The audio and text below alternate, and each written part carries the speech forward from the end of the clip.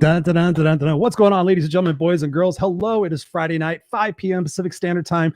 You're at your place for the Unfiltered experience, where yours truly, Christopher Rausch, your no excuses coach. We come here, we help you elevate your consciousness, elevate your mindset, expand your possibilities and your awareness, and have just truly a kick-ass life. I'm Christopher Rausch, as I said before, and normally I'm joined by the beautiful, where's Scott?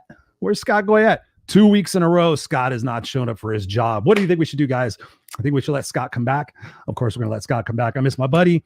He's still in Tanzania, so he's going to be back next week. So we're going to be back here next week for the show. But in that space, I'm going to do this one solo. So hang with me, guys. I know you guys love Scott as well, but we're going to have a fantastic conversation tonight. And just to let you know, we got Glenda in the house right now. That wasn't my just to let you know, but Glenda's in the house. She says, y'all from Carrollton, Georgia. What's going on, Glenda? Thank you so much for being here. We appreciate you supporting the show. And whether you guys are watching live or on the replay, your questions are always welcome and appreciated. Your engagement in the conversation is appreciated. This is just basically my guest and I sitting in a bar or sitting in a coffee shop. We're having some drinks. We're talking about what it takes to have an amazing life. And you beautiful people here in the side chat are like eavesdropping on the conversation, if you will. You're like, hey, what are these guys talking about? It sounds like they're talking about ways to elevate our consciousness and to look at things differently and not be a victim of certain situations that have happened in our life. So we appreciate you guys, again, whether you're watching on the video cast or you're listening on the audio podcast. Thank you guys all for being here. We appreciate you in supporting the show. And the show is always brought to you by the beautiful people at Help Heal Humanity.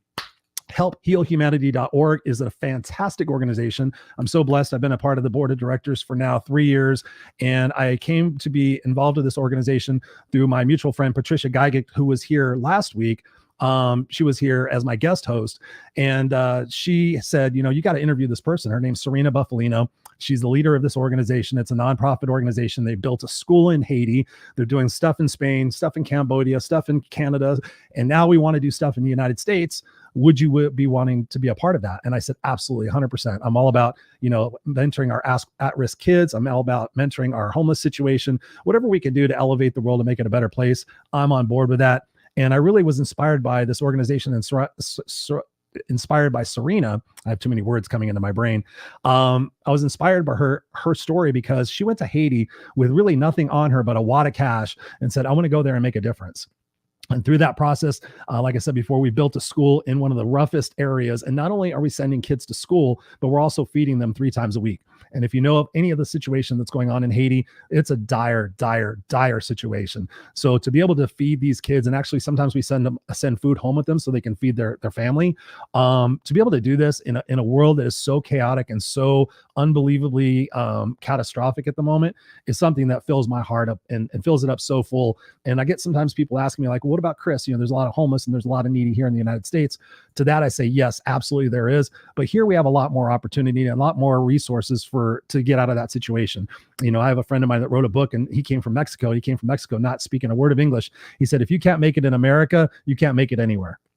And basically, he came here as an immigrant and learned how to speak the language, got involved and started doing just multiple jobs and started, having vending machine opportunities. He bought a vending machine, and from there he bought another vending machine. So here in the United States, we have so many resources, but in Haiti, I mean, it's dreadful to see what's going on, and in all the other countries around that same place. So whether it's Haiti, whether it's Cambodia, whether it's Africa, whatever it is for you, let's all together make sure that we're helping heal humanity. And if you need an organization that goes where the money all goes to the cause that we're raising, if you want that, by all means, go check out helphealhumanity.org. Go to the volunteer tab, and we're actually accepting positions to be on the board of directors. And we've got some other positions that might be in your area of expertise to help us raise money and raise awareness for the organization. So for that, that's the fee that you pay for watching this show. We're on episode. Let's see, what episode are we on now? Come on, Chris, what episode are we on right now? We are on episode 112. So we've been doing this show for 112 episodes. And for those of you guys who have been watching for a long time, you know that we started this show out. The Unfiltered Experience used to be called Friday Night Live. And it's something that Scott and I started.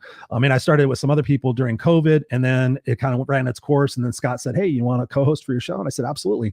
And so we got serious about it and said, let's change it to the Unfiltered Experience. So your fee, if you will, for getting a preview and getting immersed in this conversation is do what you can to go to go to Help Heal Humanity. If it's $10, $20, if you could sponsor a child, we're looking for 29 sponsors to finish out sponsoring all the kids this year. It's been tough because of the economy and everything else, but we're trying to do our absolute best. So when you get value out of the show and you raise your vibration, then do us a favor and go over there and do what you can to donate to Help Heal Humanity. And anybody who donates $200 or more gets an hour of my coaching time for free. So not only do you get to help somebody, you get to send a kid to school, you get to feed them, you get a tax deductible donation, and you get an hour of my time. And we work on one of your major situations you have going on. And I promise you, by the end of that hour, you will have a better clarifying situation of what it is that you're facing, because we shift your perspective. And then we give you all sorts of strategies that you can start using immediately to have a kick-ass life. And that's just my gift back to you guys when you donate $200 or more. So thank you for allowing me to do that, and appreciate that. And we got Eric Ferguson in the house. What's up, Eric? He says, what's up, brother? Thank you for being here. I appreciate you guys. Got Christopher Kaysen in the house. What's up, Christopher? Are you working out? I saw Chris was working out in the gym the other day. Beautiful. You got to work out. You got to take care of yourself. So I'm proud of you for doing that. We got my, if you watched us 2 weeks ago, we had Mary Kay as my guest host while Scott was still in Tanzania. So thank you, Mary Kay, for being here. We got Jules. Oh my God, we got a blast from the past. We got Jules and Lad. So I met Julie back when I spoke at a conference in Las Vegas. It was 2013, I believe. Was it 2013? No, it might have been. No, it was 2016. I apologize, because my dog died a week after I went there. I think something like that. So anyways, thank you for being here. Appreciate that. Chris says here he did 25 crunches and 50 push-ups daily. Well, thank you for that. I mean, that's awesome. Get buff, get stuff. Right on. That's what you got to do. And before we bring our guests on, I just want to let you go transparently. Some of you guys have been seeing my social media posts and sending me private messages. Thank you for that. I'm currently experiencing excruciating pain in my back. So if you see me make weird faces or something like that, just understand that I've got a nerve that's pinching in my back. And unfortunately, I have to go get an MRI next week on Friday. And I might have to have more surgery. So send me good juju, because I had surgery 3 years ago and it was a 2-level fusion. And I don't ever want to experience that again. So send me some good juju, and hopefully it's just a disc that has slipped and it will get back into place. But as God is my witness, tomorrow I'm going to go do a 5K bubble run with my son and my wife. So unstoppable, baby. I'm sitting here in excruciating pain and I'm still going to get up and I'm still going to go do it, because what's the worst that's going to happen? I wind up in the hospital anyway. So gotta go. Unstoppable. All right. Love you guys. Appreciate it. We got Robert in the house as always. It says, hello, Christopher, Glenda. Hello, Christopher, Glenda, Christopher, Dark Me, and me. I got to say that right. So anyways, yes, thank you guys all for being here, you beautiful souls. I'm used to having Scott here and rambling with him for a moment, but I had the pleasure of meeting our guest tonight through a few mutual people that we know on Facebook. And she was kind enough to invite me to her program that she had going on. And she says, would you like to speak and be on a panel? I said, absolutely. I'd love to share my knowledge and my wisdom and to help elevate the humanity. And so just through that, we became fast friends. And her story is absolutely inspiring. She left Vietnam not knowing a single word of English, and she came to Australia. And from there, she has built just an amazing life for herself. She's been a dress designer. She's been an artist. She's a paid professional speaker. She does some amazing things that we talk about. So her journey is definitely one from victim to victor, and it's just nothing short of inspiring. So please help me welcome to the Unfiltered Experience, Miss Linda Duong. Linda, what's going on? Thank you so much for being here. Linda, how are you? Oops, I can't hear you. Oh, I just realized now I got voice. I was muted. Hi, everybody. So wonderful to be here. Thank you for having me on, Chris. Greetings from Sydney, Australia. Beautiful Sydney. Has everybody been here before? Yes, I've actually, in the comments, let us know if you've been to Sydney. I've actually been to Sydney. I went there in 1999 on a business trip. Wow. I was there for 2 weeks. I stayed in a beautiful apartment that overlooked Manly Beach, and I was sold. Beautiful. I was hooked. I was hooked on everything about Australia except for the fact that you guys sit on the wrong side of the car and you drive on the wrong side of the road. So that I could not get used to. That was something unbelievable, but absolutely beautiful city, beautiful people. I got to go to the Blue Mountains. I think it is the Blue Mountains. Is that what it's called? Yes. The Blue Mountains. Beautiful. I love it. I've been here for so long and I still love it every time I go there. That's good. No, we love and appreciate. We love Sydney. My coach was just there as well. She's from New Zealand. And so I told my wife, I said, I've got so many beautiful friends down in Sydney. I've got Mario Beckish, who was recently on my show. I've got Lisa Collada. I've got so many people. I got John McMillan. I've got probably probably about 15 or 20 people that I know there in Sydney or the outlying areas that I could easily hit up. So I want to go there and speak and take my wife and family there and go see what a beautiful city it is for them as well. That's wonderful. Now you put it out in the universe. It will only happen. It will only happen. A matter of time. Just a matter of time. Yes. So I appreciate you being here as well. Chris says here, never been to Australia, been to Cambodia and Thailand. Thank you for that. Jules says, I wish. Well, you got to wish, you got to put something in there as well.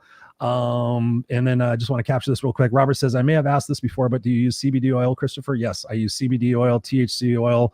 I do all the things, Epsom salt baths, inversion boards, TENS units, certain stretchers. Yeah, I do all that stuff. I'm pretty crazy about that. But so yes, but now we're going to talk to Linda. So Linda, I actually initiated the story in your introduction talking about how you were a little girl in Vietnam during the end of the war back in the late 60s. Talk to us about that journey, you know, being able to leave your home country and then go to a place where you don't have any idea of what the spoken language is and everything else. And then you become this beautiful person that you are today. Talk to us about that abbreviated story so I can ask you some questions about that. Cool. So then I'll have to teleport back in time. Yeah, let's go to the teleport machine. You're gonna have to imagine a place where, like, I never seen color photo, never seen color TV when I was growing up. Wow. That was how how basic it was. So sometimes my kids and I would joke like I'm like from the dinosaur time, like, you know, so ancient. Yeah, well, so we've seen a lot. So I never even know what a computer looked like. I didn't even have color pencils. So that was how basic it was. It was so basic. And we didn't have cars. Everywhere you go is on your feet, on a bike, or on this rickshaw. It's called a sit low in Vietnam. Yeah. And well, there are some buses, right? But not personal cars. Like, you know how in the Western world, every household has a car or two cars, or everybody has a car. But back then, that wasn't the case. You know, you'll be lucky to have a bicycle. So that was how basic it was. And then all of a sudden, at the age of 15, I was so-called teleported to Sydney, Australia. And it was a complete shock. It was how old were you at that point? Everything shock. It was totally overwhelming. How old were you at that point? At 15. I was 15 You were 15? years old. Okay. No friends, no language skill. I couldn't even spell my name properly. They couldn't even understand me. Wow. Yeah, so it was complete zero. From zero to hero is my new program. Zero to hero. I love that. I also say from geek to sleek. Yeah. So yeah, it was completely nothing, literally nothing, no language skills, no friends, no nothing, and on a whole new land, and just have to make do. So my book shares just all about how to make things work when things don't work, basically. Mm-hmm. Yeah. So what was the reason for sending you to Australia versus any other place? I mean, did you have family there? Was there somebody there to help you kind of get situated? Oh yeah. I mean, I couldn't have made it if I didn't have family here. So my sister who was one of these boat people, you're probably familiar with the name boat people. Mm-hmm. So she left Vietnam on a boat. That's why they're called boat people. She didn't come on a plane. She come on a boat. So then she came to Sydney, Australia as a refugee. And then after settling down, had her job, make a life for herself, which is incredible as well. And she also didn't know a word of English. And it would have been harder for her because she was already an adult. So it would be a lot more difficult. So she didn't have a chance to go to school. She had to go to find jobs straight away. And so then some years later, she settled in, become the citizen, and she sponsored us. So I was lucky. I was not one of these boat people. Yeah. She said, you're so lucky. You came on a plane. So I was an immigrant instead of the refugees. Yes. So that's how I came. And so luckily I came with my parents, with my other brothers and sisters.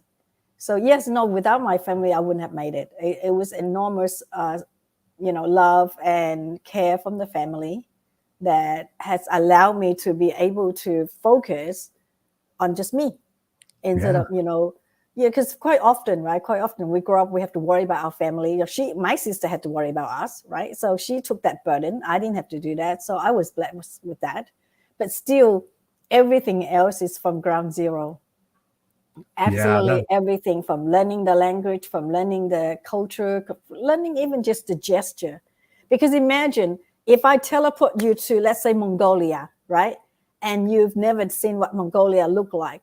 See, these days, kids have YouTube. You can just type up Mongolia. You can see the culture. You can hear the language. You can see the food. How people are like. I didn't have any of those access. I didn't have computer. I didn't have email, Facebook, YouTube. None of those, right? And so imagine you didn't have any of those, and you suddenly complete different world. You don't know the language. You just have to make do, and that's how it was for me. So I have to learn the language, the culture, even the gesture, because when you don't have the verbal language, you rely a lot on your hand gesture, your facial expression. And those are what help me to communicate with people. But then you also have to understand the different culture, that not every culture communicate the same way. And so that was a huge challenge on its own before the verbal language skill comes. And it was fascinating thinking back. Well, that's beautiful. I want to share this little picture with everybody right here. Okay, let's warn everybody. Let's warn everybody before you share. I was just gonna say, this is the most embarrassing photo on planet Earth. I never shared it before, but because Chris said my show is unfiltered, I go, okay, I'll show up unfiltered. And so there you go, the most embarrassing photo on planet Earth. So everybody, you can laugh with me, but not at me, okay? No. As you could see, even at that age, even with the pacifier, I was already a thinker. I was always a thinker. And it was just, I don't know, a matter of time that I would share my thoughts with the world, because and that's what happens with the book. I share my thoughts with the world. That's beautiful. So I mean, obviously Vietnam, the United States was over there at that particular time. Was that the reason why you fled? Was because of the war and everything else was going on? Did you see any casualties or see any of the activity that was going on over there? No, luckily I didn't see it in real life. Right. But when you turn on the TV, there's always news. Right. Yeah. But I would shy away. I would not ever look at it. I would, because I would get too upset. So I don't look at it. I know, luckily, very blessed. I have not faced any of those. But my parents was always helping those people, like, donating rice, because my parents was in business. They were always helping people. Right. And so, no, I didn't witness it in reality, like in face any of those, but it was always on the news. You hear all the time, day in, day out, 24/7. And so no, I grew up with that. And so that's why it had embedded in me the compassion. It became so strong. I felt so much for others that when I was in my teenage years, it became like a flaw before I was able to embrace it now, turn it into my strength. And that's my now superpower, so-called. And that's how I started Three Hearts. So I'm fast tracking a little bit. So basically, to answer your question, I did not see it like blood and all in real face, in real life, but the stories is constant. And so that's what have embedded in me, this compassion. Three hearts: love and connection for yourself, love and connection for each other, and love and connection for the universe. And because of that, every single night without fail, 7 p.m., I would be on my knees with my mom, next to my mom, praying for world peace every single night since the age of 5. Yeah, since the age of 5. So Three Hearts was embedded in me ever since then. So that's. Wow, that is beautiful. That is beautiful, Linda. And I appreciate you sharing that, because like I said at the beginning of the show, I'm a part of an organization called Help Heal Humanity. And I'm a firm believer, I don't care if we're black, white, straight, gay, Republican, Democrat, short, whatever label you want to put on us, we are humanity. And the truth of it is, you get us all in the same room, you split us down the middle, we're all the same. the outside exterior and everything is just a vessel that we carry, but as a soul experience that we have here, and I know Scott would chime in this as well, because I've learned a lot from him in that capacity, is that we are all humanity, and it's our responsibility to help lift one another up, not sit there and point, well, they should do this and they should do this and all these different things, and kind of hope and wish and pray that the government comes and helps us. We have to be self-sufficient on our own. And I'm really curious about your story of being self-sufficient. Talk to us about maybe a couple of the worst times in your life, after leaving Vietnam, that, some of your struggles and what it is that you went through, and what it is more importantly that you learned from that. Because what I want to get across to people tonight in this conversation is the fact that we're all resourceful, we're all resilient, we're all way more empowered and confident than we ever give ourselves any credit for. So talk to us about a couple of those worst experiences of your life, and what are some of the lessons you learned from that? Well, there's so many. Like, it's gonna like take us a whole day to to converse and digest. I think I share a lot in my book, but if I was just to share one thing, I mean, it's really hard to share one thing really, but just to remember that you have every resources in your fingertip, as long as you have yourself present. What I meant by that is that if your mind is everywhere, you cannot be resourceful, you cannot be creative. And so that's why in the 3 hearts, the first heart is love and connection for yourself. It's so crucial, it's so important. And my whole life story is my message. It's live your dreams, follow your heart, follow your dreams. So I didn't just achieve one dream, even though I came without a word of English, but I have managed to be so blessed to be able to achieve every single dream I have so far. And that is, thank you. And that is all by staying connected with yourself and being present. And I know people use this word a lot. I know people have been using this word a lot, but what it really means is that you know yourself. Yeah. So in my book, I share that if you cannot be an expert of anything, be the expert of yourself. No one can know you better than yourself. Know your strength, know your weakness, what you like, what you don't like, what will trigger you, right? And know how to emotionally regulate. It's so important. I could get really, really mad, but the minute after that, I will be able to calm down straight away and emotionally regulate myself straight away. And that's power. That's power. Because if you cannot stay in control in your own emotions, you cannot access your full potential, your full thinking, your full capacity of your creativity and everything. Imagine I came here literally without language skills, none, and no friends. It's not like, when it's really tough and hard, I can go say, hey, look at what happened and we can have a chat, because talking to other people is healing. I didn't even have that. I didn't even have friends. And so the one tip is always remember who you are at your core, in your heart and your soul. What is your value? What do you stand for? What do you believe in? Right? When I say what do you believe in, it doesn't matter whether it's religious or not religious. I don't mean about, Jesus or Christian or Buddhism or whatever. I don't mean just that. I mean all of it.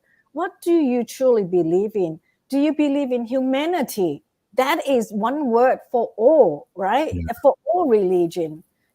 One word. A lot of people believe that the world is bad. People are out to get you, right? There's no kindness in the world. If you believe in that, there's no way you can make anything positive and build on that. Because your mind's all shut off from it. You sit there and you play the role of the victim. Talk to us about how we can get more connected with ourselves and love ourselves, because I love what you're talking about, Linda. It's so important. I've given away about 200 coaching sessions since the start of COVID, just as my way of paying it forward. And one of the things I found, Linda, was I started hearing this little whisper to ask these people a question. I'm just giving my time to them for free. And I asked this question. So I said, I'm going to ask you a question. It's a yes or no question. I want you to not think about it very much and just give me what your gut instinct is. And I thought it was going to be the stupidest question I ever asked. And I said, do you love yourself? Yes or no? And on God's honest truth, Linda, so many people, about 75% of 200 people, struggled to answer that question positively. I guess I do. I kind of do. So how can we learn to love ourselves and really be connected with ourselves, as you so eloquently found? Yeah. So it really amazed me as well in this day and age that we get so distracted, we get so lost with the value, and we don't even know. A lot of people don't even know when you ask that question, do you love yourself? And people find it hard to answer. True. And so to answer your question, you asked me the tip. One tip, I want to give the tip first, and then we'll go in the talk, because I tend to go into the long talk, and then I go a long way. To answer your question, get into nature. Get into nature. Get into nature. I cannot recommend enough. Okay, get into nature. It is really, really hard. When he asked that question, make me think so. I'll work on it. That's wonderful, Glenda. Thank you for sharing. Get into nature. I know it sounds really hard for some people to do. You know, some people get so busy. You need a TV screen, you need a computer, you need your phone, you need your friend. You need all of that, which is external resources. But the minute you go to nature and you can sit still and be connected with nature, and what I meant by that is that you don't touch your phone, you don't turn to any electronics, but truly appreciate nature in front of you. Yes. If you could just sit there, look at the leaves and be amazed or have wonder about nature itself. Sometimes I look at some flowers. Do you know that some flowers look like animals?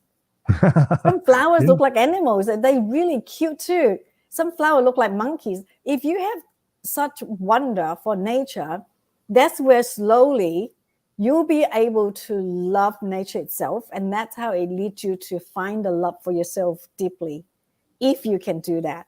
If you cannot answer straight away, I love myself, okay, that's one way to do it. And if you can't get out, I understand a lot of people say, oh, because of COVID, because someone said to me, oh, in my city, we don't have nature. I'm in San Francisco, it's all buildings. That's fine. I'll give you another modern tip.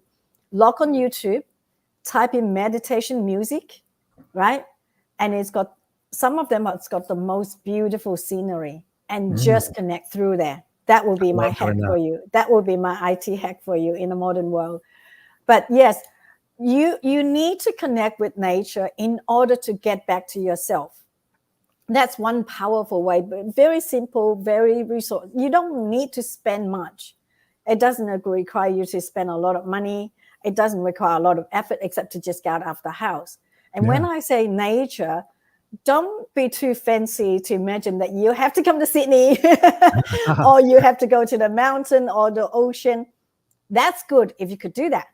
But if you can't, just walk around your neighborhood. Yes. Just feel the breeze. Just look at the trees. Look at the animal. Anything that can take your mind away from the busyness of your life.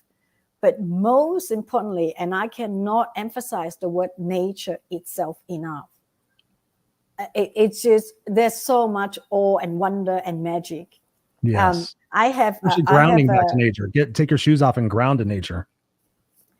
Yeah, if you can do that, that'll be wonderful. And not many people can do that. So I just ask the minimum.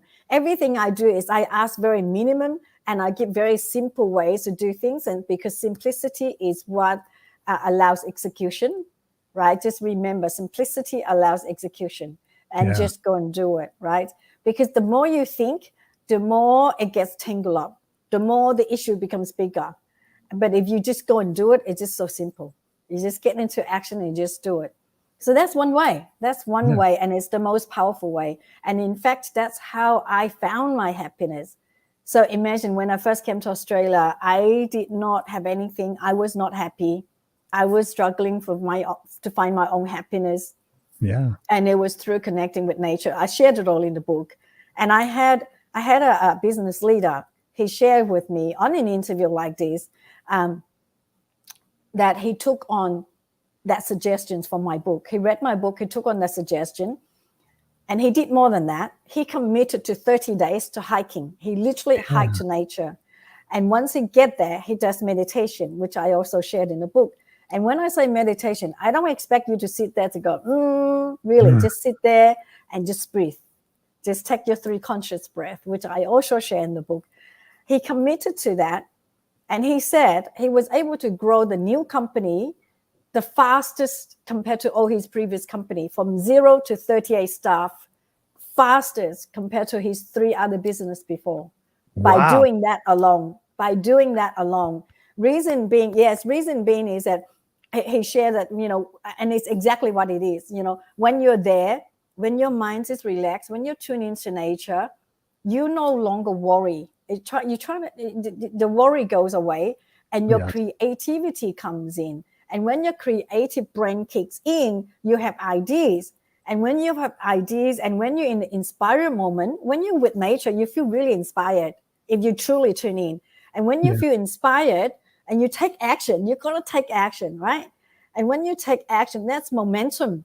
And then when he go home, he said, when I'm having dinner, another idea come in, I take action. I go to the shower, another idea come in, I take action. And that's how he was able to build from 0 to 38 staff in the shortest amount of time in compared to his other business. And that's why I love the term from 0 to hero, because I live that and I teach that, and my readers did that. And it's just the simplest way. It doesn't cost you to have any, to buy any big equipment, any resources. Just do that and try, and let me know. Everybody connect with me and let me know. And if you want to come to Sydney, you definitely need to connect with me. Oh yeah, we'll do that. I'm planning on definitely coming down there. One of the things that really inspired me about what you were just talking about, Linda, is the fact that we can go do something like that and get out of our comfort zone. But there's so many people that might be watching this conversation right now, and they're stuck in their comfort zone. They're afraid to go out there and do different things because in the past they've failed and they've made mistakes and stuff like that. And one of the things that I've always talked about, and I've talked about it in the conversations that I've had with you on the 3 Hearts program, is the fact that, what fears we have of making mistakes. If we sit there and we change our perception about the fact that when we make a mistake, we actually learn something. If we change the phraseology of it and say, okay, it's no longer a mistake, it's a learning opportunity, or it's a stepping stone, that kind of shifts our beliefs from that. Because when we're kids, we're told if we make a mistake, that's bad. And if we do good, then that's great. But talk to us about one way or a couple of ways that we can reduce our fear of going out there and doing something different. Because like you've done so many things in your life. You sent me so many beautiful examples, and I wanted you to talk about them here on the show. How did you overcome your fear of being from a different culture, having a different language, having an accent? What are some ways that people can get out of their comfort zone and overcome some of their fears? Self-compassion. Number one thing besides self-love, you need to love yourself, and you have to have self-compassion. When we talk about compassion, it's very easy for us to think that we're giving to other people. As human beings, it's natural that we want to help. And it's always the outward, do I give something? Do I get something? It's always external. But everything I do is you got to turn internal first, right? Before you can give compassion to other people, you have to have compassion for yourself. It's like the saying goes, right? You can't pour from an empty cup, right? Yes. So talk about that all the time. So by having self-compassion, it is an enormous amount of self-support. You are not going to be self-judgmental, right? When I first speak, I could not speak, right? Then I have to understand that it's okay. I told myself all the time, it's okay. I'm trying, right? Yeah. I came from a place where I didn't get the education. I didn't know what English was, right? It's okay. The total, it's okay. It's amazing if you just embrace it. And that's from my mom. Okay. Everything my mom will say, it's okay. Just keep saying it's okay. It's okay because, I will learn. It's okay that I don't sound good. I will improve. Yes. As long as you don't give yourself that reason as your excuse. It's very different, right? You're no excuse coach. As long as you don't use that as an excuse, but as a true reason to back yourself up. No one's going to back you up if you don't back yourself up, right? True. No one knows. If I didn't tell you, you would not know that I came from Vietnam. If I didn't tell people, they would not know that I've never even seen color TV before, right? Yeah. So I cannot, it's just being reasonable, being very logical thinking. You cannot expect people to praise you. You cannot expect people to understand you when you don't understand yourself, right? Amen. So you cannot expect other people, the expectation is so much from external. Why don't we expect from ourselves? But when I say expect, I don't mean that by putting expectation on ourselves, but expect that being reasonable with ourselves. Yeah, having compassion that it's okay if I don't sound good when I speak English yet, right? Yet. Love that. But I will work towards it. So as long as you don't use your situations as an excuse to hold you back, it would have been very different if I keep saying to myself, oh, I can't speak English, so therefore I shouldn't expect myself to go and do work, blah, blah, blah. Then I will never improve. And I do have people, I have seen people like that, right?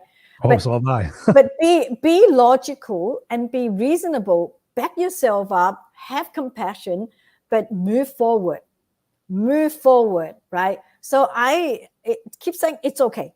It's okay that I can't speak English well yet at the time. I told myself, right? I will learn, and I work hard on learning, right? When I finally can speak, I had accents, funny accents. I don't even know what kind of accent they were. And I tell myself, you're Australia. Then you have then I have a Chinese background. My father is from China, right? So I have a whole multilingual accent, right? So then I tell myself, it's okay. I will improve. I will work on it, right?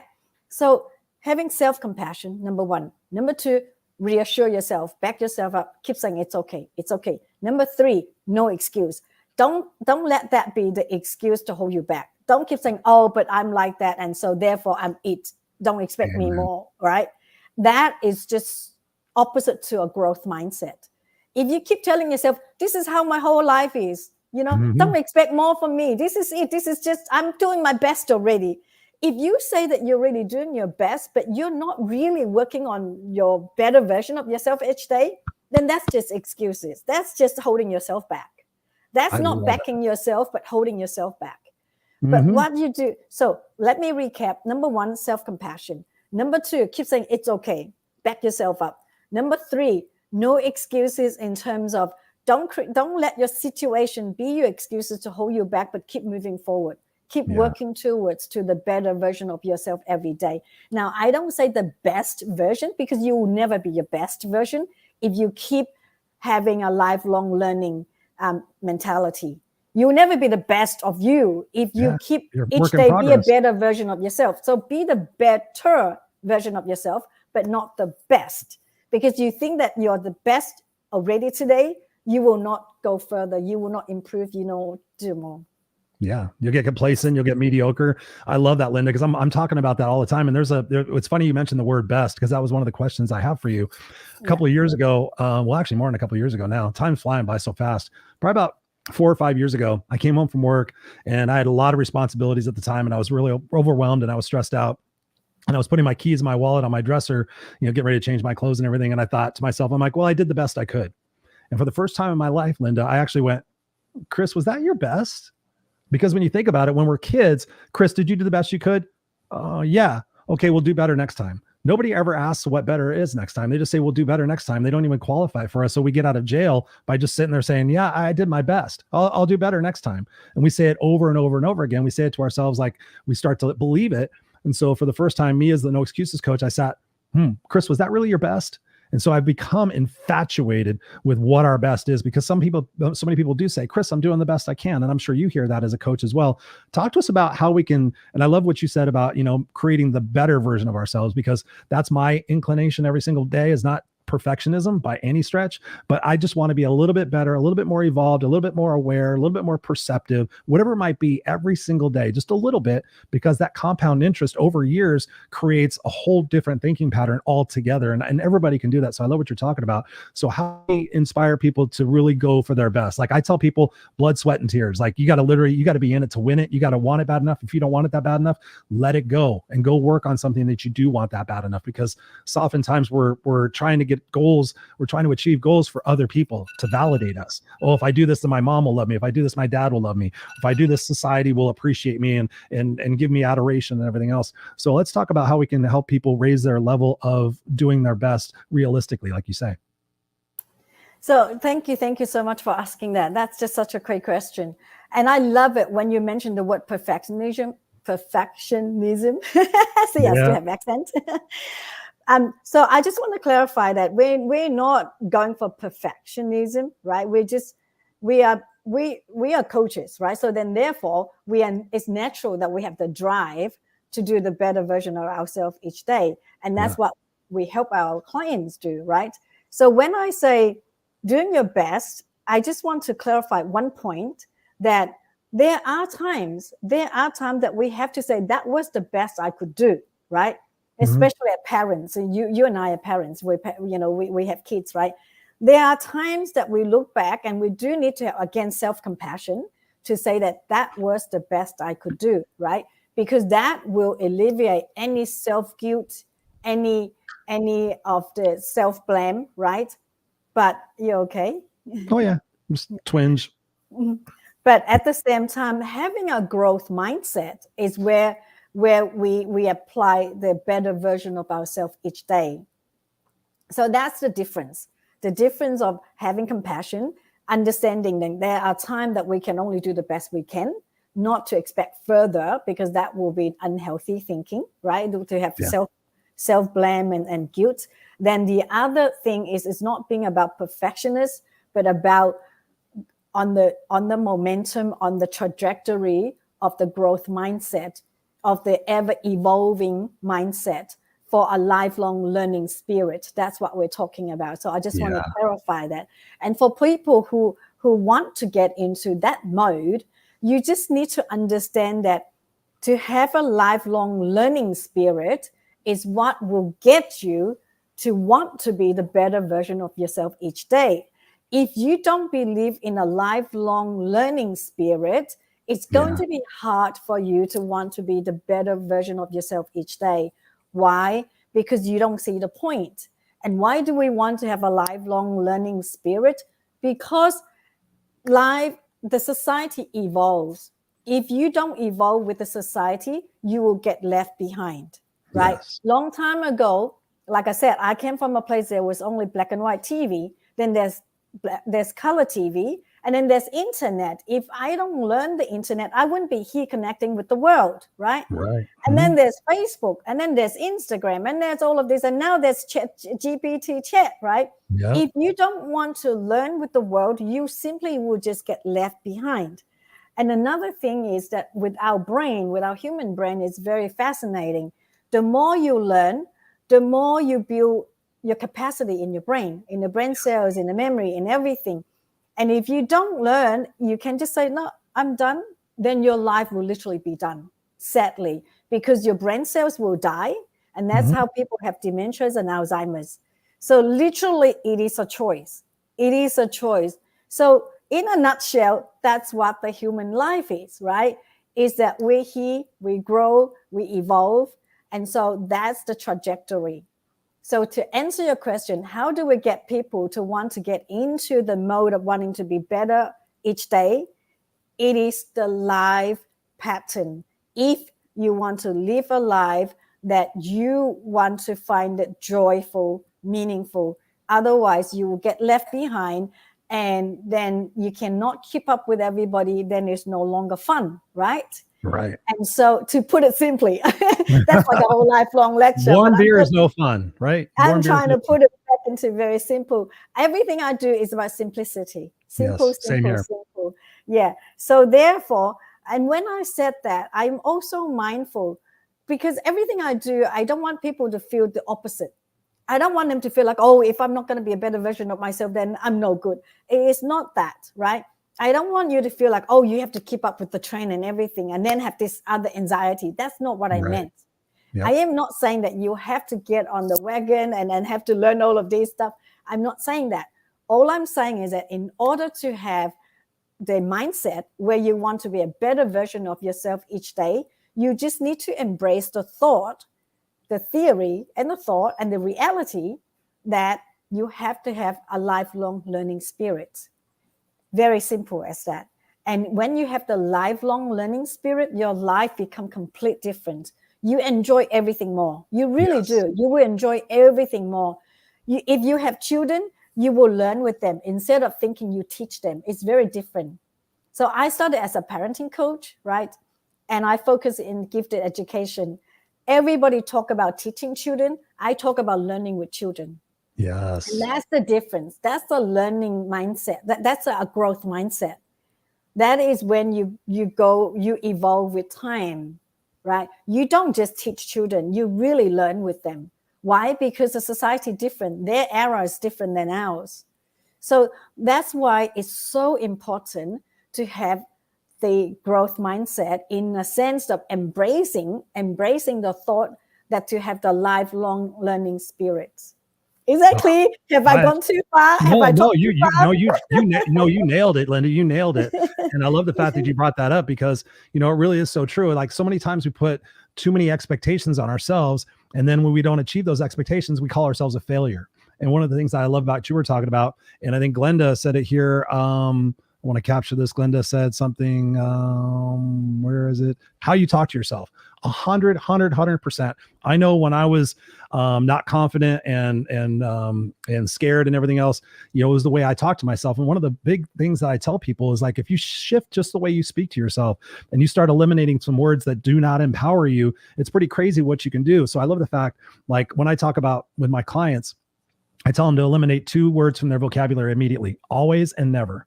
Because for the most part, I always screw it up. I'll never find the right person. I always, get it wrong, or I always misunderstand. If you sit there and tell those things to your brain, that goes right into your subconscious. And what you do is you go out and you find validation. Oh, see, there I am again. That's why I'm stupid. That's why I'm stupid. So when we shift our perspective to sit there and look at for what's going right in our life and not have too many expectations on ourselves, to not be so overwhelmed, then we take it day by day. And, in every moment, in every way, we sit there and we grow just a little bit more. One of the things that I love that you were talking about, you said the word yet. When somebody says, I suck at math, but perhaps, and so I think about in terms of, saying yet, like, okay, I haven't done it yet. Or I love the word, the power of perhaps, right? So perhaps I'll be more effective in my dating life if I got a dating coach. Perhaps I'll be more effective as a leader if I took some leadership training courses. Perhaps my marriage will be better if I open my mouth and actually talk to my wife and listen to what she has to say. So perhaps gives possibility and opportunity. And also my good buddy Lee, he kind of joked around with me, but I'm a sticky note guy. So I put a sticky note up in here, and he kidded around with me. He says, up until now. So when you say something, I've sucked at this up until now, because now my focus is on no longer doing the same thing over and over again, expecting different results. Now I can sit there and say, okay, what is it that I'm going to shift? What nuance of my personality and my actions am I going to shift? And you're a perfect example of that because of what the things you've accomplished in your life. I want to kind of switch gears and talk about the book that you wrote. You wrote the book, Connection, The Currency to Happiness. What inspired you to write that book, Linda? And who's that book for? Wow, that's a great question too. Before I answer that question, I'd just like to share one tip that is going to help everybody about the self-talk, because Glenda said how to talk to yourself. Okay, this is a powerful tip that I give to my pay clients, and I'm going to share with everybody here. Nice. Anytime you have a negative talk, like you said, oh, I'm this, I'm that, do this, and everybody do it with me. If you do it with your hand gesture, it will anchor your learning and you remember it more. So do it with me, Chris. Yeah. Anytime you have a negative thought, give me a negative thought. I always suck at doing hard things. All right. That's when you say, okay, that's when you have to catch it. So catch that thought, catch a thought and park it. Park that thought. Yeah. Park and flip. Yeah. Flip it to a positive one. The reason why we do that is that when you have a negative thought, when you have a thought, it's often a thought that you said to yourself before, right? Yeah. So you can't tell yourself, stop, don't think. Because as human, we have attachment. We attach to it. It's attached to the pattern, the emotions, that thought. But imagine yourself driving a car to a shopping center, to a shopping mall, where you can park it, right? So you park that thought. I'm not asking you to not think it, because if I tell you don't think it, you can't not think it because of that attachment. Don't think about a purple elephant, and sure enough, you think about a purple elephant. But if you park it, think of it like a car. Okay, I'm going to park this thought. You know that the car is going to be there. You know you're going to come back to the car. So it's okay to park, and it's really effective. And then we flip it. Flip it from negative to positive. Now, is it true? Like, what was that negative? What was the negative thought again? I always screw things up when they're hard. Yeah. So then you have to flip it. Is it true? Do I always find a time? There's always a time that you made it. It's not always, right? So you flip it. You flip it from negative to positive. hopefully that answers Glenda's question, how to talk to yourself. Back to your question about what inspired me to write a book. What inspired me to write a book is actually a personal journey. I actually wrote it for my children at first. I wrote it for my children, but after I wrote the first draft, 2 children took their own life due to cyberbullying. Two of your children? No. Other people took their own life due to cyberbullying. I don't know these people. I don't know these kids. And it saddened me so much that I feel that I need to share it with the world. And so when I then do the second draft, when I decided I'm going to share it with the world, I was writing it for the everyday layman, because I was thinking the academics, the people who go to university have their textbook, they have the academics to help them. The coaches have coaches, the healers have healers, right? And then I just keep thinking, when I first came to Australia, I was not happy. I just wanted to have a book that can help me, right? But when I tried to read the happiness, first of all, back then there was not many happiness books. And if I found one, it would be by the Dalai Lama, by the healers, right? And all of these big theory, thinking, and language that I couldn't read because I didn't have the language skill. And I was young, I was 15. So by the time that I decided to write this book and publish it, I wanted to make sure that it's simple, that everyone can read and everyone understand. And I wanted to be for everyday laymen. But guess what happened? After I published it, the world-renowned professor, the first professor on intellectual capital, loved it, wrote a beautiful acknowledgement. And the higher emotionally intellectual people, the more they love it. Dr. Nelson Bumash had it at his desk. He said, Linda, I flip on it every day. Whatever page I open to, I read that page. So he read it first. He read it in 3 sittings and he loved it. And then I have an ex-teacher who is now a theater director in Spain. He could not put it down. He read it all in one go, 400 pages. He's the champion so far. No one has beat his timing. I wonder who is going to be the next to beat his timing. He read it in one day. Wow. So even though I wrote it for the everyday layman, but the more highly emotionally intellectual people, the more they enjoyed it. And I have an academic who has 5 degrees, and she writes curriculum at universities, but she couldn't go forth to write her book until she know about my book. 5 degrees. So the book has helped many readers to become authors. Many readers have become authors after reading my book. And so, so the inspiration was actually to write my mother's teaching for my children. It was inspired by my mom, by my parents, because at the time, my father was having to relocate to a nursing home, and I was missing my mom. I wish my mom was here. So I thought I'll write down everything about grandma for my kids so that they can connect with her, because they never met her. So that they can learn all the amazing things that I learned from her, how I came from nothing with nothing, but I still live all my dreams. So I was inspired by my parents to write it for my children. But because of 2 children who took their own lives due to cyberbullying, that made me feel compelled to share with the world. I just feel that if I know something and I don't share, I feel so selfish. I feel that it shouldn't be just for my kids. It should be for everybody as well. And so that's how I embark on this author journey. And it's been helping so many people around the world to be happier. I have a PhD in UK. He only read the introductory chapter of the book, and it was already enough for him to go forth to do a video. He was a coach like you, to create a video to encourage other people to live their life with purpose as well. Yeah, that's what I'm talking about. I just put a copy of the book up on the screen for everybody to see. Connection, the currency to happiness. Access your happiness right here, right now. I love it. I put the link to Amazon where people can order it directly off the show. If you guys are listening to the podcast, you can come back to the show notes and you can check it out, and you can get a hold of Linda through her her social media links, which we're going to be sharing here in a second. So I love that, Linda. And you know, the connection factor is so really super important, because so many people are out there, and I can hear them right now. They're lacking the clarity. They're lacking, what do I do, Chris? I don't know what I want to do. They're so inundated with their problems and their situations and all their past baggage that they can't even see clearly from where they're supposed to go. What are some advice, tips that you have for your coaching clients who are just sitting there like, I know I need to do something. I know I'm unhappy, but I don't know where to start because it feels all so overwhelming?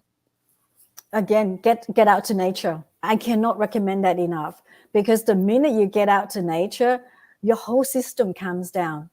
The whole system calms down. All the chaos, all the busy thought will dissipate. And that's when you can recollect with yourself. And that's when you can start have clarity. Of course, talk to us. You know, we're coaches, right? Yeah. Talk to us. We'll help you with that process as well. But apart from that, get out to nature. If you can't afford to pay for a coach, I have helped so many people, pay or unpay, right? Just get out to nature. And if you can't get out to nature, start journaling. Start journaling. Just write down all the thoughts that you have, right? Just write it so that you can clear your mind. You start journaling, it will start helping you to clear your mind. It's very, very powerful. But if you say, look, I don't have the patience, I can't do that, talk to us. Talk to Chris or to Linda, and we will do our best to help you. Yes. I love that, Linda. This conversation's gone by so fast. We've already been going for nearly an hour. I want to do a fun question for you. I do this periodically because you're so wise and you have so much experience within yourself, and you set the example for what it is that we can all do. If you had a microphone to the world right now for a minute or 2 minutes, what would you say to the world? The world right now is in so much chaos. We're afraid of China killing us and Russia killing us and North Korea and all this stuff. And then there's, you know, the pandemic that's still kind of lingering around. There's political uncertainness here in the United States. People are feeling overwhelmed and they're feeling maxed out. You have a microphone to the world. What is it that you would say to people right now in these tough times? Okay, 3 things. Number 1, turn off all the news. Yes. When you come to a point that it's too overwhelming already, it doesn't offer any value. Sure, we want to be updated. Turn it on once a while, but not constantly. Turn off the news. Number 1. Number 2, take these 3 powerful conscious breath I'm going to show you. I have a business analyst that was on $1 billion project. He was just like going crazy, and I have shared this tip, but it seems so overly simple that he just never applied it. For years, he would not apply it until that one day. That one day, he just said, okay, everybody stop and take a breath.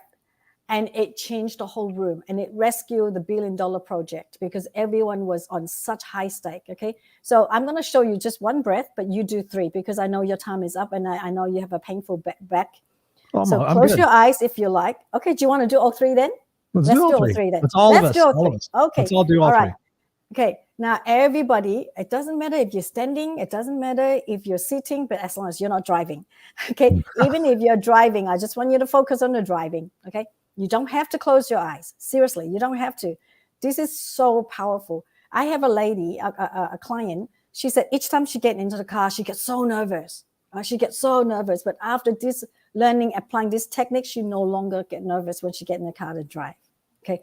Love it. I don't say deep breath, because when I say deep breath, you tend to deep breath and you hold it on the chest and it's more intense. So I don't want to say deep breath. I say conscious breath, because we breathe all the time. If we don't breathe, we die. Right. This is just being conscious, just being aware. Okay. So if you just, whether you open your eyes or close your eyes, it doesn't matter. Just imagine the sun is on top of your head coming down. Right. This is when you're not driving. Okay. I've got to be clear. This is when you're not driving. If you're driving, you don't have to do the imaginations. If you're driving, you just take the breath seriously. Okay. Yeah. But let's say we're not driving. Okay. You can close your eyes or open your eyes. Okay. Just imagine the sun's coming down on top of your crown of your head. Yeah. Mm-hmm. Take a breath. The biggest, deepest breath you can. Yeah. And then imagining the sun coming through your forehead, down your face, down your chest, down your tummy, down your thigh, and your back crease to ease all your pain.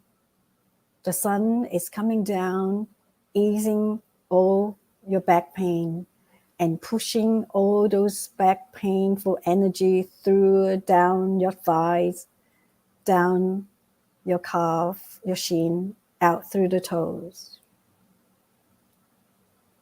And we take another breath.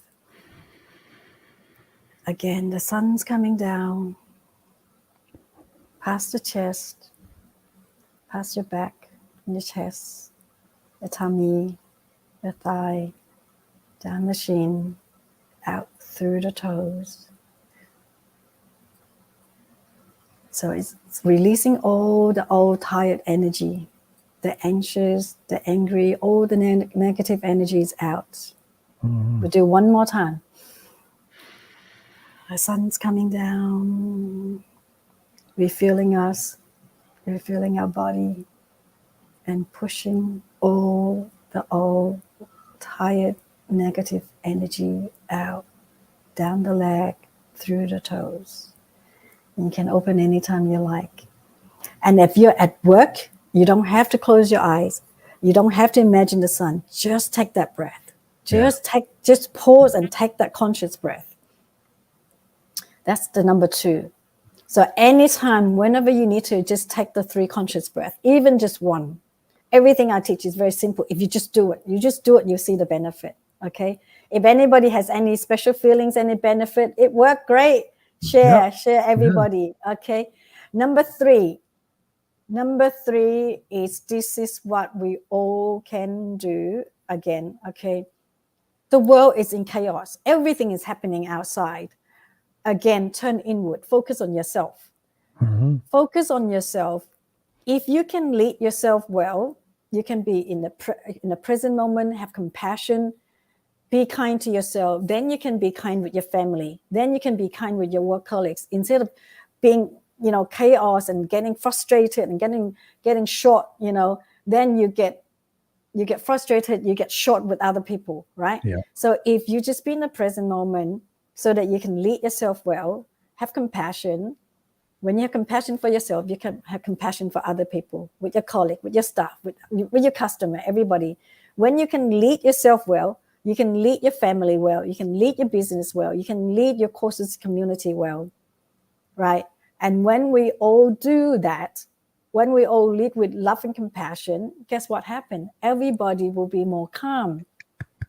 Everybody will be more calm. Whereas it all starts from us, right? If we get flustered and frustrated and short, then it passes on to the next person, whether it's your wife, your kid, your staff, your colleague, and then it just ripples out, right? So if we all start to lead ourselves with love and compassion, that's how we access our inner peace, activate our own inner peace. When we have inner peace, we are less judgmental to other people. Yes. And with that, you can even eradicate racism. Because when you have love and compassion, when you're okay with yourself, you're naturally okay with other people. You have more leeway to be okay with other people. So even if we stopped all the wars outside, if you're not okay here, there's a war here and there's a war here. I don't like him that. I don't like her that. Why did I do this? Why did I do it? There's a war going on all the time with you, with the family, with the neighbor. There's different kinds of war, and there will never be peace. But if we all lead with love and compassion, this is me having a microphone to the world. You said, imagine all the leaders around the world lead with love and compassion. There will be no war, right? Imagine every single person lead with love and compassion. And we can only do that by being okay with ourselves first, by having love and compassion to ourselves first. And remember, always say, it's okay. It's okay. One step at a time. One step at a time. If I don't speak okay, I'll work on it. If my job is not okay, I'll work on it. If I'm not okay with my kids, I'll work on it. It's okay. We will get there. One step at a time, momentum will build and we will get there. Linda Duong, thank you so much for being here on the Unfiltered Experience. I knew this conversation was going to be fire, and I knew it was going to go by super fast. I just appreciate you so much for being here. Where can people get a hold of you and continue the conversation with you? Sure, you can email me, linda@lindaduong.com.au, or my website. You come to my website, you can get the introductory chapter of my book for free. And connect with me. on Facebook, on LinkedIn. I'm on Facebook more, but just come to my website and connect with me there as well.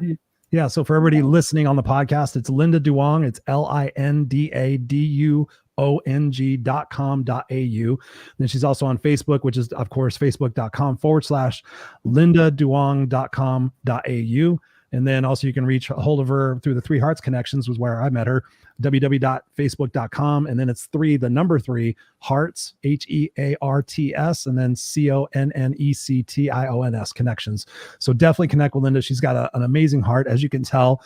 She's a miraculous person who is out there making the world a much better place. So thank you, Linda, for that. I love everything that you said, because together we are humanity, like I said at the beginning of the show. And I just appreciate and value you so much. Thank you for being here. I'm going to put you backstage. Don't go anywhere, so I can still talk to you after the show, but I'm just going to end out the show here just for a few moments. Thank you. Bye, everybody. Thank you, Linda. And there we have it, ladies and gentlemen, another powerful conversation here on the Unfiltered Experience. Natalia says, totally relate. Absolutely. Thank you. And Natalia, I hope I'm pronouncing your name correctly. So thank you. We just became friends today on Facebook, and he just reached out to me and said that he's been watching my podcast and getting a lot of value out of it. So I'm so thankful that you're here tonight and listening to this. Got Jacqueline Rose in the house. She says, you are living a prison of negativity. It's totally got a hold on you. Yes, Jacqueline Rose. Thank you. Glenda says here, thank you again, Glenda, for chiming in so much tonight. She says, look up coping skills on the computer. It will help you with those things. And actually, it's such a beautiful thing. She was talking about breathing. I'll tell you guys this quick, real story. When my son was frustrated, when he was frustrated growing up, I simply taught him, like I teach people box breathing. So it's basically 4 seconds in, you hold for 4 seconds, you exhale for 4 seconds, and you hold for 4 seconds. So it's just 4, 4, 4, 4, 4, and you do it 4 times. And so I taught my son how to do this, and he was just like, he'd be frustrated with his game or frustrated with his toy or something like that. And I'd be like, okay, buddy, let's do our breathing exercises. And I wasn't sure if it was really going to work on kids, but I figured, if it slows down our systems and kind of provides some clarity and gets some more oxygen in our systems, it should work for a 3 or 4 year old little boy. And so he used it and he implemented it. And then so one day I was sitting there taking him to get his hair cut. And I'm not really a stressful person. I don't get stressed out over the roads or anything, but my GPS kept telling me to go different directions and I couldn't understand what was going on. So I was getting frustrated with it. We were supposed to be at his haircut appointment like at 5:15. It was already 5:20. I called the place, told him I was going to be late. I get to the place, the parking's atrocious. I'm trying to figure everything out. So I'm frustrated. And so my son, at that time, he was 4 years old, from the back seat, says, Dad, we got to do our breathing. And I'm like, son, we got to hurry up. We got to get in there. There's people already waiting. We got to get your hair cut. Mom wants a cut for tomorrow because your picture day, blah, blah, blah. And he goes, no, Dad, we have time to do it. So right there in the parking lot with my son, I'm stressed out. I'm frustrated. And because I had to do that with him, because he's going to sit there and call me a hypocrite if I didn't do that in those particular moments. So I'm like, well, we're already late. And so I do the exercise and he's like, good job, Dad. And I'm like, I raised such a beautiful boy. So yes, breathing is absolutely amazing. Robert in the house, thank you so much for being here. Robert says that nod of acknowledgement was enough for me. Absolutely. And like I said, guys, I put the link in here to get her book. You just go to Amazon and you click on that.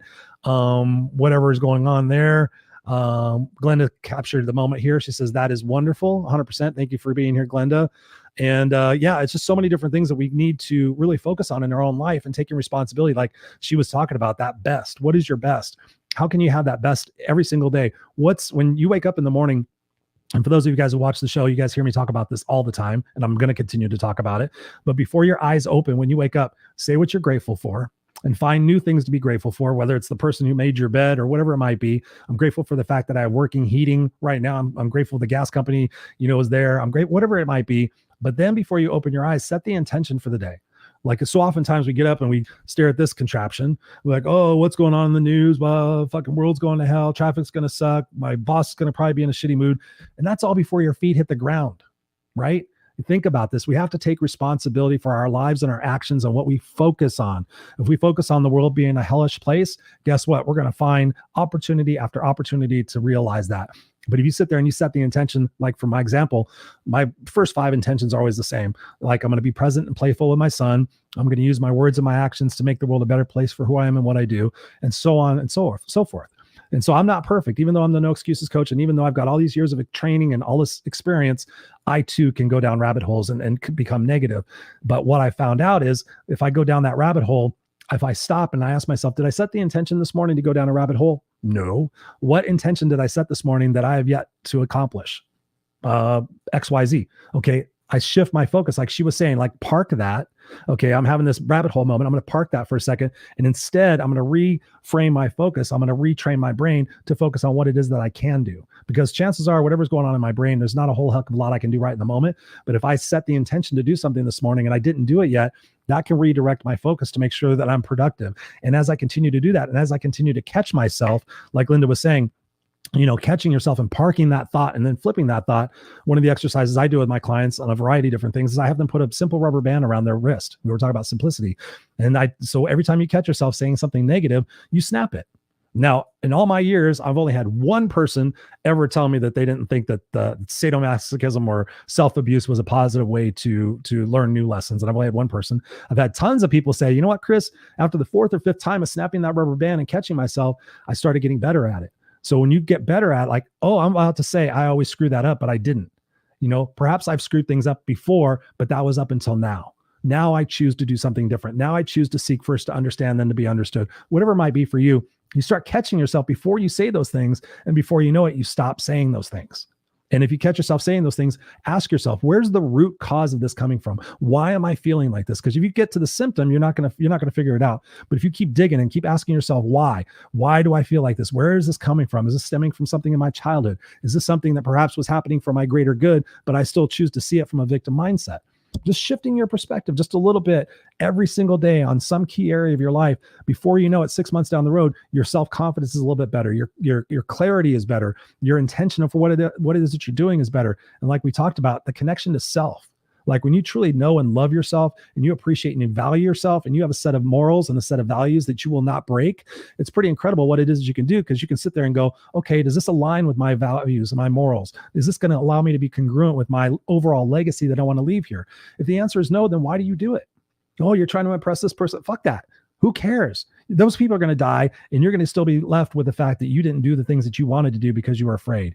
And when you get real with yourself and you get out of your comfort zone once a week, just once a week, get out of your comfort zone and do something that's really purposeful in what you want to accomplish in this world.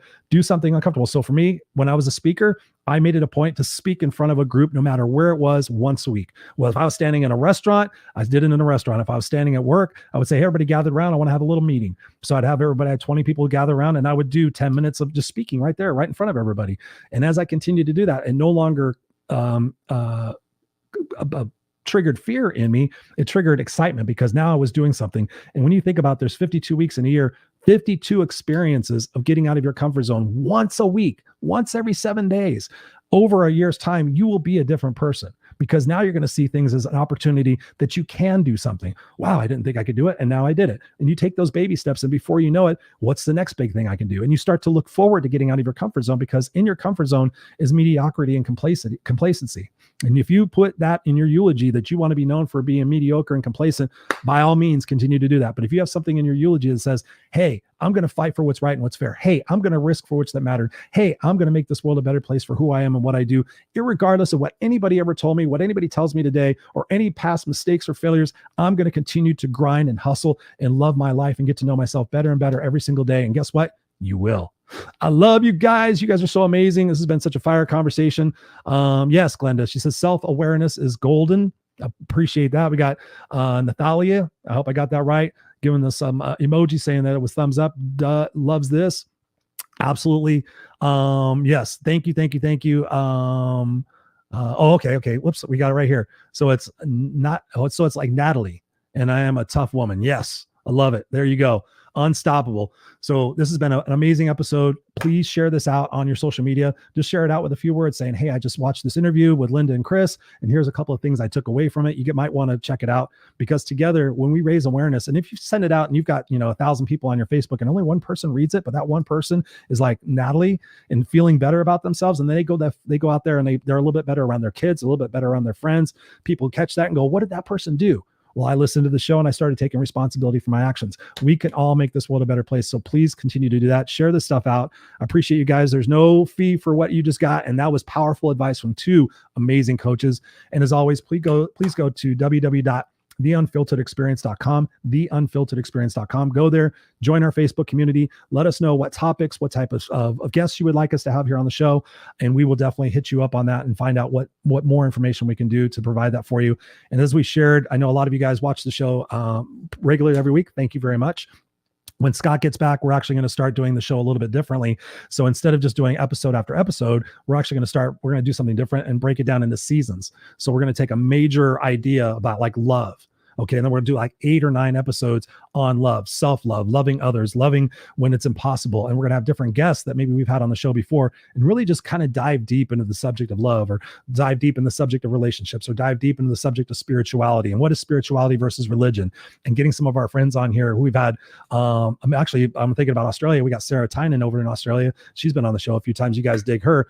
So together we are going to continue to level ourselves up here on the show and level you guys up as well. So be here every single week. We appreciate you. Next week is going to be a special week because it's just going to be Scott and I. There's no guest next week. So we're just going to have a good time catching up and inspiring you guys to think a little bit differently. So again, theunfilteredexperience.com.